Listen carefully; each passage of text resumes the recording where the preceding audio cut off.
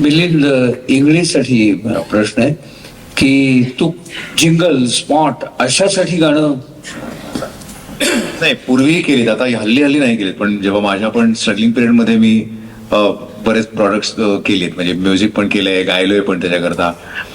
पण आत्ता काही वर्षांमध्ये माझं खरं सांगायचं झालं तर मी जसं म्हटलं की माझं घराणं होतं, मी प्रॉपर गझलचं शिक्षण घेतलंय. म्हणजे राजकुमार रिझवी, के महावीर यांच्याकडून गझलचे शोज करायचो मी.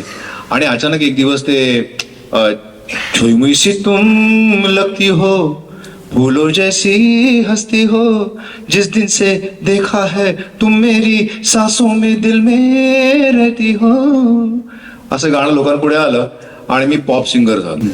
आणि मग त्यानंतर हे गाणं खूप गाजलं, म्हणजे सगळीकडे, जसं मगाशी म्हणजे उल्लेख झाला, खूप त्याच्या सीडीज विकल्या गेल्या. आणि 3 महिन्यानंतर गारवा हा अल्बम आला आणि पुन्हा लोकांनी मला म्हणायला सुरुवात केली की हा मराठीतला पहिला पॉप अल्बम आहे, जो खरं म्हणजे पॉप नाही. तुम्ही जर गारवातली गाणी ऐकली तर ती ज्या तऱ्हेने लिहिली गेली, ज्या तऱ्हेने चालली आहे, त्याला पूर्ण म्हणजे आपल्या भारतीय संगीताचा त्याला पाय आहे. मे बी मी थोडंसं मॉडर्न त्याच्यामध्ये म्युझिक वापरलं असेल म्हणून लोक म्हणतात. आणि त्याच्यामुळे मग माझं हे जिंगल आणि हे सगळं मागे पडलं आणि हे पॉप सिंगिंग, त्याचे शोज, त्याच्या चाली, आमचं एकत्र बसणं, वेगवेगळी गाणी करणं, असा हा प्रवास माझा वेगळ्या दिशेने सुरू झाला. 36 मिनिटाचं 21 अंतऱ्याचं गाणं आता म्हणलं ते काय नेमकं? ऍक्च्युली काय झालं, माझं गारवा आणि खूप विविध लोक मला भेटायला येतात नेहमी गारवा ऐकून की तुम्ही आमच्याकरता अजून काहीतरी करा, ही चाल आहे. असंच एक दिवस नागपूरहून बाहेकर नावाचे गृहस्थ माझ्याकडे आले आणि त्यांनी एक पुस्तक माझ्या समोर ठेवलं. पुस्तकाचं नाव होतं सखे साजणी. आणि ही एक दीर्घ कविता, मी पुस्तक उघडलं आणि वाचायला सुरुवात केली. प्रत्येक पानावर 14 ओळी, अशी 50 पानं, आणि प्रत्येक अख्ख्या कवितेचा विषय मुलगी. म्हणजे 14 ओळी, 14 ओळी फक्त नाक, त्याचं वर्णन, 14 ओळी फक्त कान, म्हणजे खळी, तीळ, पापणी, तिचे डोळे, तिचं चालणं, तिची कंबर, तिचे केस, असं प्रत्येक ते पान होतं. आणि ते म्हणले की वाकुडकर, ज्ञानेश वाकुडकरांनी ही कविता लिहिली. हे पुस्तक नांदेड युनिव्हर्सिटीला MA ला पुस्तक आहे, सिलेबसला पुस्तक आहे, आणि तुम्ही काहीतरी याचं करा. आता मला कळेना की एवढं 50 पानांचं गाणं कसं करायचं, किंवा 14 ओळींचं एक गाणं 8 गाणी करण्यात काय मजा आहे. आणि वाचता वाचता मला असं वाटलं की नाही, आपण याचं एक सलग गाणं केलं तर. आणि म्हणून त्यातली 21 पानं निवडली मी, आणि ते 21 पानांमधनं 21 पानांचे सलग एक गाणं केलं की त्याला कुठेही मध्ये फक्त म्हणजे म्युझिक आहे मध्ये. प्रत्येक 14 ओळी संपल्या की एक इंटरलूड, आणि मग त्यात व्हेरिएशन्स कंटाळ येऊ नये म्हणून अरेबियन असेल, स्पॅनिश असेल, लॅटिन असेल, लावणी आहे, प्रत्येक फॉर्म म्युझिकचा वापरायचा प्रयत्न केला. त्याचा वेळेच्या मर्यादेमध्ये सगळ्यांना एक एक प्रश्न आणि नंतर एका ओळीत उत्तर देण्याचा एक एक प्रश्न विचारून थांबणार आहे. थांब, पण एक सहज मला आता लक्षात, आपण मगाशी आत इंटरव्ह्यू मध्ये गप्पा मारत होतो आणि मला गप्पांच्या मध्ये असं कळलं की सुधीर गाडगीळ, म्हणजे मी आठवणीतली गाणी बसलं, मी त्याला, तुम्हाला वाटत असेल की आहो सुधीरजी वगैरे असं मी त्याला काही म्हणत नाही, कारण आपण आठवणीतल्या गाणीपासून त्याला मी ओळखतो आणि आम्ही खूप एकत्र आठवणीतल्या गाण्यांमध्ये खूप जवळ पण आलो. त्यानंतर आपली खूप गॅप पडली मला वाटतं. पण आता गप्पांच्या वेळेत असं कळलं की त्यांनी आतापर्यंत 3000 मुलाखती तुम्हाला वाटतं घेतल्यास, ही त्याच्या पुढची मुलाखत असावी तुझी. आणि तू आता आम्हाला सगळ्यांना एवढं बोलतं करतोयस, तर मला असं वाटलं की जसं हे सगळे शब्दांचे जादूगार आहेत, तसं तुला काय शब्दांचा वेगळा अभ्यास करावा लागतो. कारण मी बघितलंय की मी पण कधी शो करायला विविध शहरांमध्ये महाराष्ट्रात जात असतो आणि मग शोच्या आधी एक 5 मिनिटं कोणतरी निवेदक येतो विंगेत, अहो तुमचं जर काय काय तुम्ही केलंय तर मला जरा बायोडेटा द्या असं म्हणतो.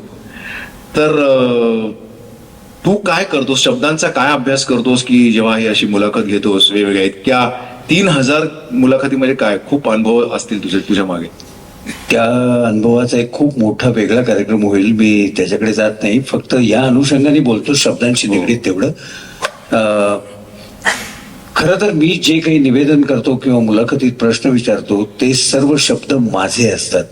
आणि हे आत्ता सांगण्याचं कारण असं की अलीकडे बऱ्याचदा मुलाखतकार आणि निवेदक हे कलावंत निवेदक आणि कलावंत मुलाखतकार व्हायला लागल्यानंतर त्यांना दुसऱ्याने लिहून दिलेले शब्द वापरावे लागतात. त्यामुळे त्याच्यात कितपत सहजता येत असेल याविषयी मी नम्रतापूर्वक सांगतो की साशंकता आहे.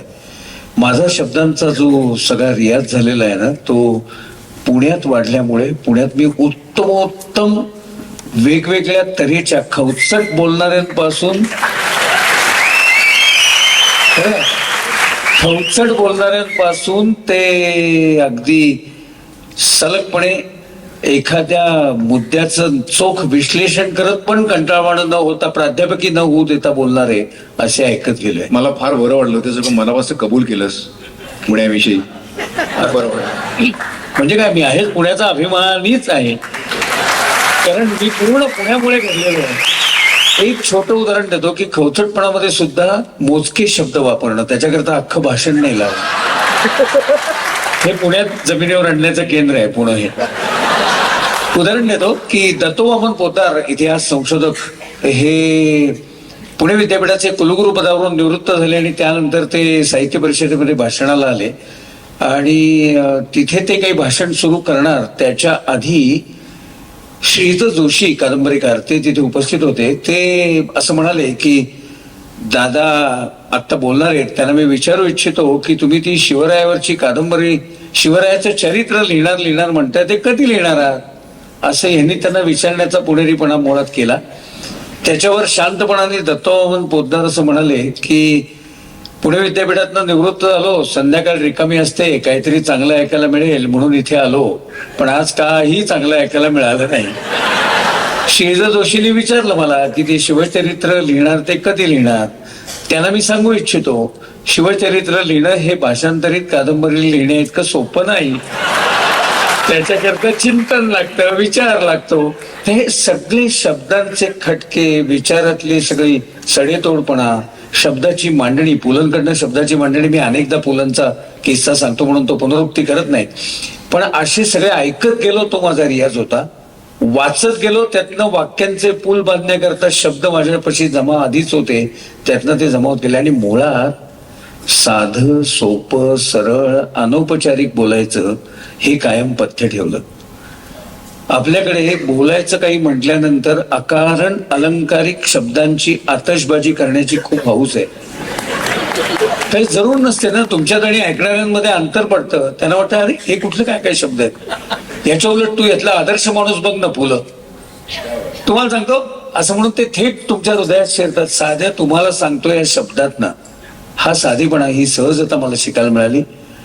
शब्द निवडीतला साधेपणा, शब्द मांडणीतली अनौपचारिकता, शब्दोच्चारातली स्पष्टता आणि क्वचित प्रसंगीची उत्स्फूर्तता, ही 4 सूत्र सांभाळल्यामुळे इतके वर्ष काढू शकलो.